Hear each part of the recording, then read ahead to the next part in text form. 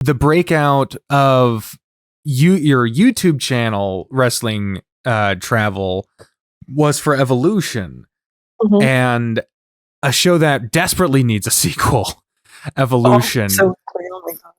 I wanted to ask you if you had the power to either suggest or book it yourself or whatever for this year, Evolution 2, using the roster we got right now, or however you would do it, what's your card for Evolution 2? That's such a tough question. And do you want me to book like a 3-hour-long show right now on the fly? Or if you don't have to do all of it, but if what would you say if you're doing maybe just the main event?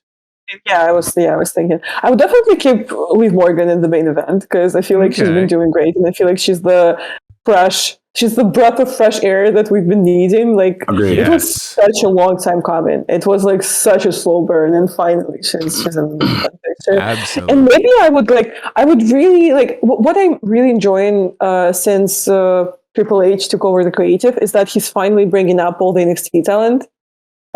Yes. So I would love to see an NXT talent getting this like turbo push, because we haven't seen that in such a long while. I'm going to sidetrack so much, but literally my favorite thing about WWE as a teen, and like my favorite shows, my favorite gimmicks were that like, oh, Money in the Bank, where like you win this briefcase and it's a sudden lift in your career, or oh, Royal Rumble, you never know who's going to win, and it's a sudden like rise to the main event. It was so cool to see all this new talent. Or like, oh, you tune into SmackDown and suddenly there's this vignette of a person that you as a solely WWE fan, right? Because at 15 years old, I was solely a WWE fan. Right. You've never seen that person before, and suddenly there's this vignettes every week, and you're like, oh my God, what's going to happen? And then they debut, and they're like instantly a big deal. I miss that so much. Like, it just doesn't really happen anymore. And honestly, I feel like with Triple H, it might actually start happening again. Oh, yeah. Yeah. Maybe, you know, now with the faction that got introduced, right? Bayley and Io Sky and Dakota Kai. Like, of course, Bayley like looks like the obvious leader there, but like potentially, I would freaking love to see Dakota Kai in the main event. Yeah. All right. So we got. I'm a Liv Kai Morgan, guy for sure. Liv Morgan and Dakota Kai. What would you do for the Raw? Are you keeping the title on Bianca Belair? Honestly, I love Bianca as a champion. I feel like she has everything. Like, she has the in-ring, she has the presence, she has the charisma, she has the look. Like, I was at SummerSlam when she lost the title very quickly. And everyone was very upset. Yeah. I included. Do you think this year made up for it? Or do you think it was still okay? I think it did. Like, honestly, I just feel like with WWE, we're just not expecting the good things like ever. So when it actually happens, it's like we almost like we repeated like a mantra, like, oh, just let it play out. Let's just wait. Just let it play out, and then it never does. So when it actually does, it's like, oh my God. Right. So yeah, I'm glad she's champion now, and I think she's in a good place. So I think to piggyback off your Liv thing, I just want to touch on that. Because in 2019, when I was doing some extra work with NXT and WWE, she was hurt at the time. And I'm too loud and obnoxious just to hang out where the extras are supposed to hang out at. And I ended up hanging out with Liv for a good portion of 2 days. And the girl is so funny, has so much charisma. And it's not been shown previously because the women get such a finite amount of time, let alone someone of where she was at. So it's so nice to see her be elevated and starting to show her personality and what she can actually do.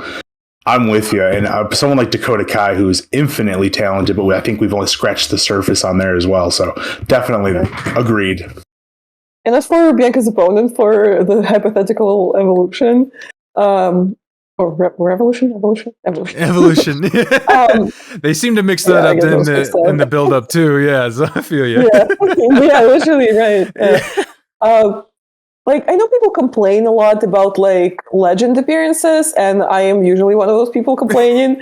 But I feel like for a show of that scale, especially if we have like an entire like women's card, like, and it's not taking up space from anyone, I would almost love like a big return, like a veteran, like maybe like a Nikki Bella if she can. There you go. Okay. Or maybe like I don't know, like a Mickie James. That could work. Something I would love, because I've wanted her in WWE since before she worked before WWE, is if they could do something to where an NXT talent is throwing shade at her trainer, and then we end up getting Sarah Del Rey in the ring.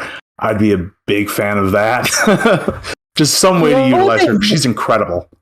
You know what was my favorite women's WWE feud of like this recent, maybe like 5+ years? What's that? Rhea Ripley and Charlotte Flair. Yeah. I just feel like they have such an insane chemistry when it comes to in-ring. Like, and it happened with no crowds. Like, it happened in an empty warehouse. Right. And somehow they still like just tore it down. Like, just the way they work with each other, down to the tiniest things, like down to impact, down to selling, down to like every minuscule like part that makes a wrestling match great. I just felt like they worked insanely good together. Like, and everything was so much more scrutinized in that era. Yeah.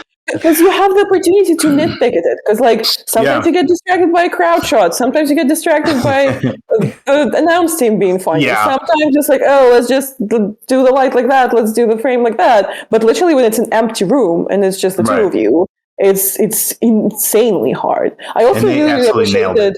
They did, yeah. I also very much appreciated Asuka throughout the entire COVID era. I feel like she was one of the best workers at the time in terms of filling up the room. Because first of all, she has the energy to do so. Like, she's super high energy, she's super charismatic, and she's perfect for a setting like that. But also, again, she's a veteran. She's been in this for decades, right? And she knows those, like, again, small things, like even the way that she like enunciates, the way that she makes sounds throughout the match. It's all just incredible. It all just works. She was amazing in that setting.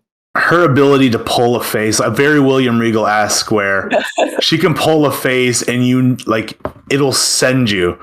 Like, she doesn't have to say a word, or just the small little movements that you're like, God, I adore her.